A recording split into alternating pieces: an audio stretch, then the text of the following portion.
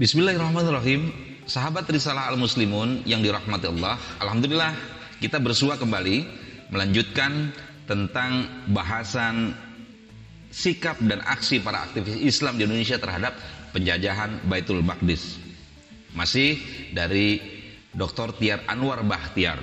Sebagaimana telah disebutkan sebelumnya, untuk membahas dan menelusuri sikap bagaimana para aktivis Islam di Indonesia terhadap masalah Baitul Maqdis, kita akan menggunakan sumber-sumber yang sudah terpublikasi baik dari koran maupun majalah. Secara umum, di dalam beberapa terbitan majalah, masalah-masalah Baitul Maqdis sering dimunculkan sebagai salah satu bahasan rubrik internasional.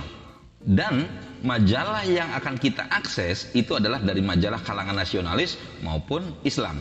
Masing-masing menunjukkan cara pandangannya sendiri sesuai dengan ideologi yang dianutnya masing-masing. Kalangan Islam melihat masalah Baitul Maqdis ini sebagai penjajahan atas umat Islam. Akan tetapi, kalangan nasionalis sekuler melihatnya hanya sebagai konflik agama belaka antara Islam dan Yahudi dalam memperebutkan tempat ibadah di komplek Masjidil Aqsa. Sikap umat Islam Indonesia terhadap masalah Baitul Maqdis ini memuncak setelah terjadinya perlawanan besar yang dilancarkan rakyat Baitul Maqdis pada tahun 1936 yang mengundang perhatian dunia. Perang-perang serupa sudah terjadi sebelumnya, akan tetapi dalam skala yang lebih kecil. Perang tahun 1936 ini sendiri kemudian memberikan legitimasi kepada Inggris untuk membagi-bagi kawasan Palestina menjadi 3 bagian, yaitu kawasan untuk Yahudi atau Israel, Yordania, dan kawasan untuk rakyat Palestina, yaitu Baitul Maqdis. Respon sangat keras umat Islam Indonesia langsung datang dari para aktivis gerakan Islam seperti Sarekat Islam, Muhammadiyah, NU, Al-Irsyad, Persis, dan lainnya yang sebelumnya telah mendeklarasikan berdirinya Majelis Islam A'la Indonesia atau MIAI pada tahun 1935. Sebuah konfederasi berbagai organisasi gerakan Islam. Mereka membentuk suatu komite khusus sebagai tanda kepedulian yang sangat serius terhadap masalah-masalah Baitul Maqdis. Komite ini diketuai oleh Wondo Amiseno dari Sarekat Islam dengan nama Komite Palestina. Peresmian Komite Palestina ini dilaksanakan di Gedung Al-Irsyad Surabaya pada tanggal 5 Juli 1937. Hadir dalam acara tersebut lebih kurang 2.000 peserta. Terdapat 33 orang utusan perhimpunan dan 13 orang wartawan dari berbagai media. Dalam acara tersebut tampil tokoh-tokoh penting pergerakan Islam sebagai pembicara. Sebagai ketua komite, Wondo Amisono tampil membuka dengan menyampaikan pentingnya persaudaraan antar sesama umat Islam sedunia dan pentingnya menolak rencana pembagian wilayah-wilayah Palestina oleh Inggris. Sahabat Ram, pembicara berikutnya tampil Kiai Haji Mas Mansur, Ketua Umum PB Muhammadiyah. Ia menyampaikan tentang kedudukan Baitul Maqdis dan Masjidil Aqsa bagi kaum muslimin. Orasi kemudian dilanjutkan oleh Umar Hubeiz, Ketua Umum Al-Irsyad, yang menyampaikan pidato dalam bahasa Arab dan Indonesia. Terakhir, Kiai Haji Abdul Qohar Mudzakir yang pada saat itu merupakan Ketua Komisi Luar Negeri Partai Sarekat Islam Indonesia atau PSII, menyampaikan pidato yang cukup menarik perhatian hadirin. Acara digelar dengan sangat baik dan rapi sehingga mendapatkan sambutan yang meriah dari para hadirin. Pada akhir acara, Ketua Komite Palestina membacakan mosi atau petisi yang berisi penolakan atas rencana Inggris yang akan membagi Palestina menjadi 3 bagian. Petisi ini sendiri sebelumnya sudah dikirimkan langsung ke Sekretariat Liga Bangsa-Bangsa di Jenewa, Swiss, kepada Mufti Palestina dan ke Sekretariat Kongres Islam di Damaskus lewat telegram. Berikut isi petisi tersebut. Muslim Surabaya Solidarity Organization hold great meeting for Palestinian problem hoping mandates commission reviews dividing Palestine. Palestinian Committee, Wondo Amiseno, Surabaya.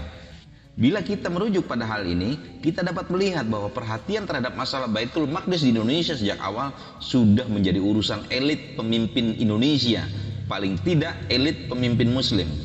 Respon terhadap masalah Baitul Maqdis bukan digerakkan oleh para aktivis biasa, melainkan ketua-ketua pergerakan Islam yang besar-besar dan cukup berpengaruh di Indonesia.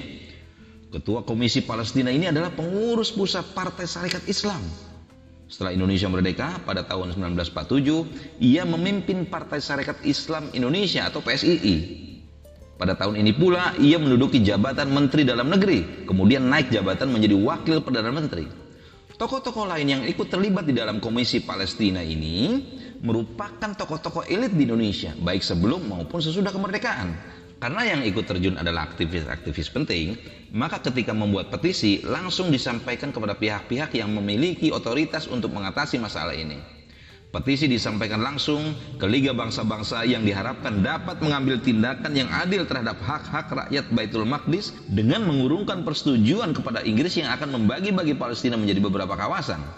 Surat kabar atau telegram ini juga ditembuskan kepada pemimpin pergerakan Islam di Baitul Maqdis atau Islamic Jerusalem, yaitu Mufti Amin Al-Husaini, untuk menunjukkan bahwa Indonesia bersama mereka, dan Kongres Islam untuk memperlihatkan bagaimana sikap umat Islam Indonesia.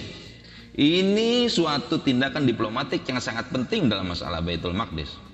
Sahabat Ram, bila melihat isi petisi yang disampaikan yang menggunakan kekuatan umat Islam yang diwakili 33 gerakan Islam, secara tidak langsung petisi ini menunjukkan bahwa alasan pokok pembelaan kaum muslim Indonesia terhadap Baitul Maqdis adalah masalah agama. Artinya, kepedulian umat Islam terhadap Baitul Maqdis merupakan bagian dari keyakinan umat Islam bahwa Baitul Maqdis adalah milik umat Islam sedunia, bukan milik orang Palestina atau orang Arab semata-mata. Sebab di sanalah terletak Masjidil Aqsa, masjid milik kaum muslimin seluruh dunia, seperti halnya Masjidil Haram di Mekah dan Masjid Nabawi di Madinah.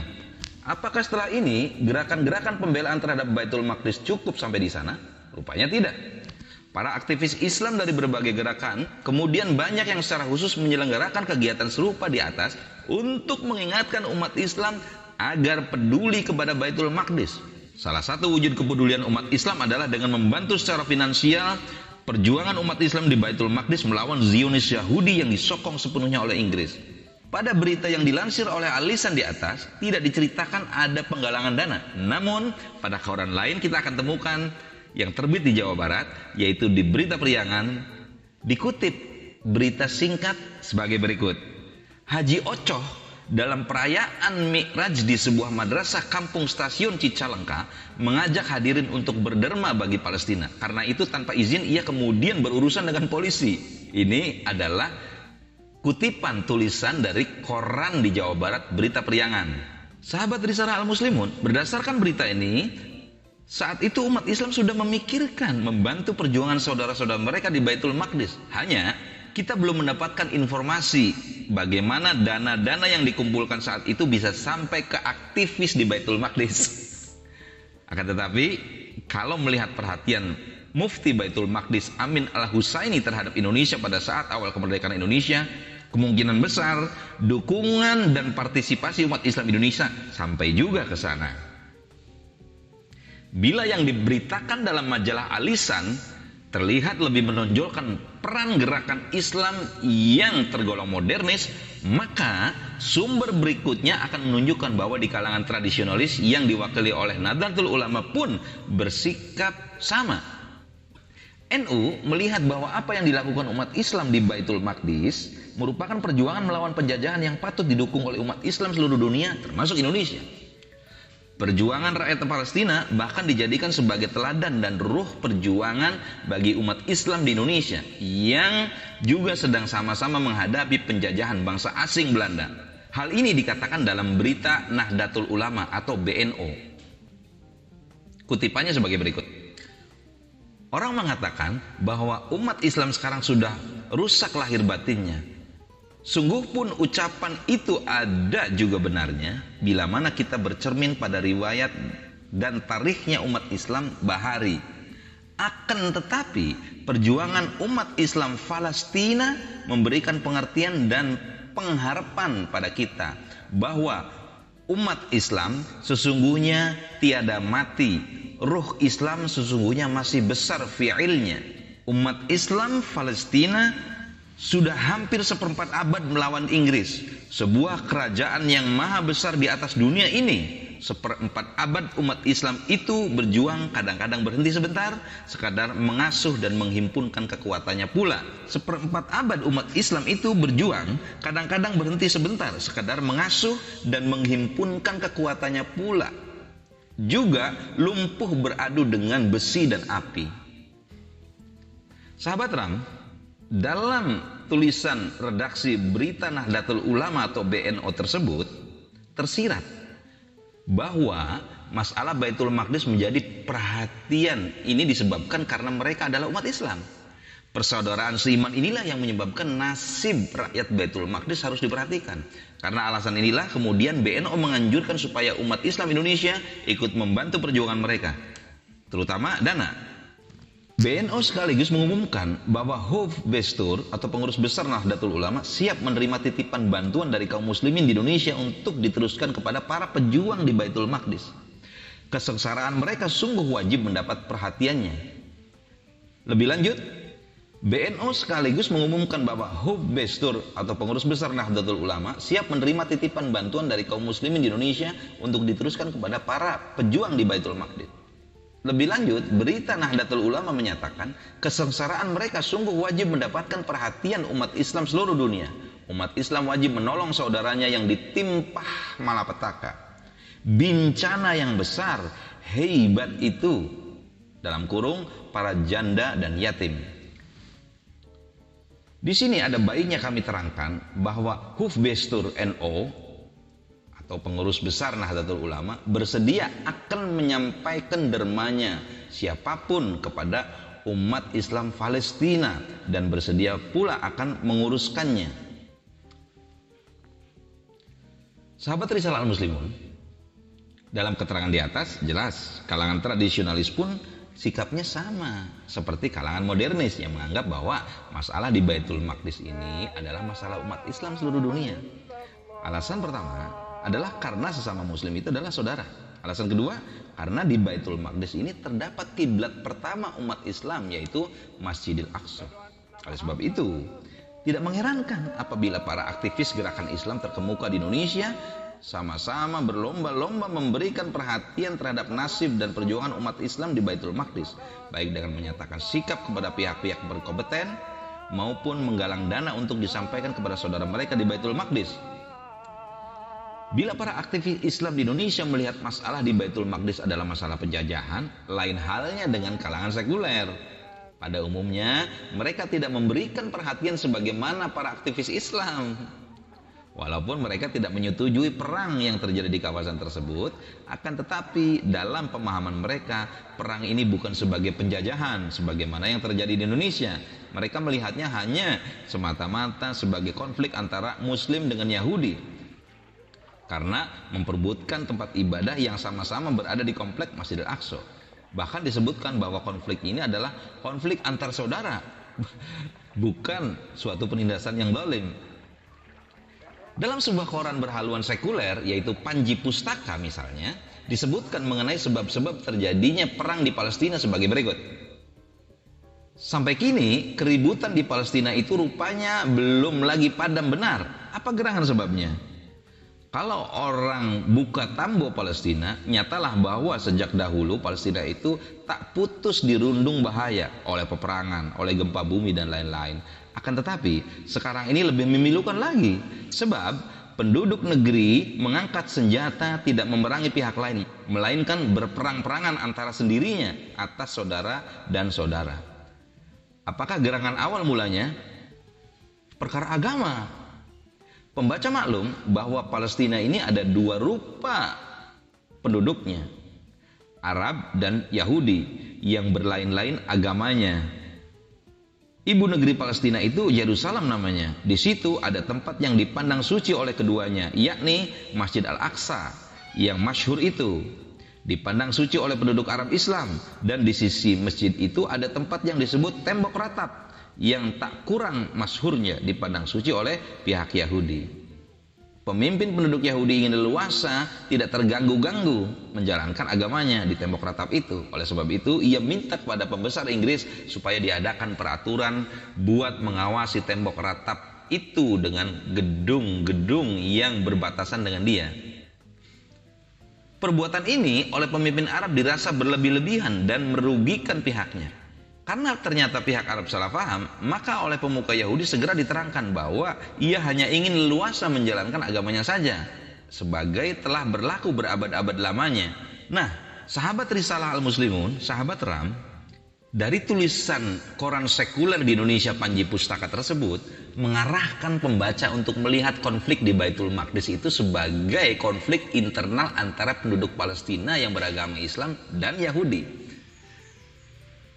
Tulisan itu terasa sekali mengarahkan pembaca untuk tidak melihat akar masalah pencaplokan Inggris terhadap kawasan ini dengan settlement Yahudi secara paksa. Bahkan data-data yang diturunkan pun banyak yang tidak valid, seperti keterangan bahwa tembok ratapan sudah digunakan orang Yahudi selama berabad-abad. Ini jelas fakta yang menyesatkan, karena tembok ini baru dibuat oleh orang Yahudi ketika Inggris berkuasa di kawasan ini. Selain itu, banyak pula fakta-fakta lain yang dipaksa-paksakan, seolah-olah memang akar masalahnya semata-mata masalah kesalahpahaman dalam masalah tempat ibadah. Kutipan Panji Pustaka ini sebetulnya mewakili pandangan umumnya kalangan sekuler dan non-Islam terhadap masalah Baitul Maqdis di Indonesia ini. Mereka berusaha untuk tidak mengaitkannya dengan masalah kemanusiaan, penjajahan, dan semisalnya agar mereka tidak harus ikut berpartisipasi dalam konflik ini, sekalipun mereka beragama Islam. Sahabat Ram, konflik ini oleh mereka direduksi menjadi konflik sektarian saja yang tidak perlu terlalu diributkan. Walaupun faktanya, hak-hak penduduk Baitul Maqdis dirampas tanpa rasa kemanusiaan oleh penjajah Yahudi yang di-backing sepenuhnya oleh Inggris. Beruntung pandangan ini nantinya tidak menjadi kebijakan politik luar negeri Indonesia setelah merdeka terhadap masalah Baitul Maqdis ini.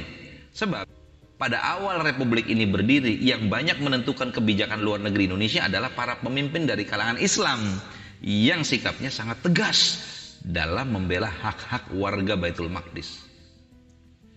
Kebijakan luar negeri Indonesia berkait masalah Palestina hingga saat ini masih menunjukkan semangat yang sama seperti pada awal mulanya sebelum Indonesia merdeka. Negara Republik Indonesia secara resmi menolak hubungan diplomatik dengan Israel sebagai isyarat bahwa Indonesia tidak mau mengakui keberadaan Israel dan menganggapnya sebagai negara penjajah ilegal yang merampas hak warga Baitul Maqdis. Untuk menguatkan sikap ini, sebaliknya Indonesia mengizinkan Palestina membuka kedutaannya di Jakarta. Walaupun hubungan diplomatik langsung Indonesia-Palestina belum bisa memberikan kontribusi berarti bagi kemajuan kemerdekaan Baitul Maqdis dan Israel, namun hal ini telah menunjukkan pada posisi mana Indonesia berada. Indonesia berada di pihak rakyat Palestina. Proaktif dan aktif Indonesia untuk mewujudkan negara Palestina sebagai negara yang berdaulat dan merdeka. Terakhir, dalam pertemuan pemimpin dunia di Bali tahun 2014, Presiden SBY secara khusus mengagendakan pembahasan masalah Palestina ini dan menyampaikan dukungan Indonesia atas kemerdekaan Palestina. Sikap seperti ini, bila ditarik akarnya ke belakang, merupakan kelanjutan dari sikap para aktivis dan pemimpin Islam di Indonesia sejak paruh pertama abad ke-20. Para aktivis dan para pemimpin Islam sejak awal mengecam tindakan Inggris dan Yahudi di kawasan Baitul Maqdis. Tindakan itu dikategorikan sebagai bentuk penjajahan atau kolonialisme. Semangat perlawanan terhadap kolonialisme inilah yang menjadikan para pemimpin Indonesia tidak ragu untuk turut membela perjuangan rakyat Palestina. Mereka mewujudkan dukungannya ini dengan berbagai cara. Pertama, para aktivis dan pemimpin Indonesia ini berusaha terus menyampaikan kepada masyarakat Indonesia tentang kondisi rakyat Palestina yang terjajah, baik melalui rapat-rapat akbar, pengajian-pengajian, maupun melalui media massa. Kedua, para aktivis ini melalui organisasinya masing-masing berusaha mengumpulkan bantuan dana untuk mendukung perjuangan rakyat Palestina. Walaupun ada saja kalangan sekuler yang menganggap masalah di Baitul Maqdis itu sebagai konflik antar penduduk Palestina, Arab, dan Yahudi yang tidak ada sangkut pautnya dengan rakyat Indonesia. Namun, pandangan ini tidak mempengaruhi kebijakan resmi pemerintah yang tetap ikut memberikan perhatian terhadap masalah Palestina hingga saat ini. Sahabat Ram, salah satu bentuk perhatian serius pemerintah terlihat saat digelar Muktamar Internasional tentang Baitul Maqdis yang pertama tahun 1953 di Baitul Maqdis atau di Yerusalem. Pemerintah Indonesia secara resmi mengutus Menteri Luar Negerinya saat itu yaitu Ahmad Subarjo bersama dengan Sirajuddin Abbas, M. Rashidi, dan Abdul Mukti Ali. Dalam muktamar ini, Indonesia menyetujui dibuat Majelis Umum Muktamar yang akan berkumpul di Baitul Maqdis setiap 6 bulan untuk mengevaluasi pencapaian muktamar. Dari Indonesia diusulkan 2 nama tokoh yang sangat penting yaitu Muhammad Natsir mantan Perdana Menteri Indonesia, dan Ahmad Dahlan, Menteri Agama saat itu. Walaupun dalam perkembangannya, kalangan aktivis Islam setelah tahun 60-an semakin dipinggirkan peran politiknya di Indonesia, namun konstitusi Indonesia yang secara tegas menolak segala bentuk penjajahan di seluruh dunia telah memaksa kebijakan politik luar negeri Indonesia untuk mengutuk penjajahan Israel terhadap Baitul Maqdis. Ini merupakan sikap dan kebijakan dasar negara. Walaupun pelaksanaannya naik turun, bergantung pada siapa yang berkuasa di negeri ini, penguasa yang dekat dengan kalangan aktivis Islam akan memberikan perhatian lebih besar dibandingkan penguasa-penguasa yang sekuler. Demikian telah disampaikan sebuah tulisan menarik, singkat, padat, komprehensif. Mudah-mudahan bisa menjadi referensi bagi kita dan generasi Indonesia berikutnya dalam menelusuri sikap dan aksi para aktivis Islam Indonesia terhadap penjajahan Baitul Maqdis.